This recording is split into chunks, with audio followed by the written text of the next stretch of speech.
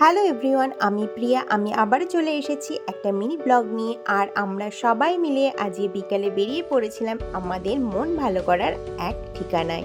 এটা অমিতের বন্ধুর বাড়ি, রিজুদের বাড়ি। এখানে জগন্নাথ দেব আছেন। চলুন আগে ভোগ দর্শন করাই, তারপরে ঠাকুর দর্শন করাচ্ছি।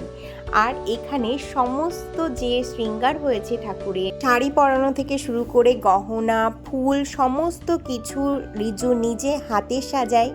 আর এত সুন্দর লাগে দেখতে যে চোখ ফেরানো যায় না। চলুন আজ হরিনামের জোয়ারে গা ভাসিয়ে ভিডিওটা শেষ করি। বাই।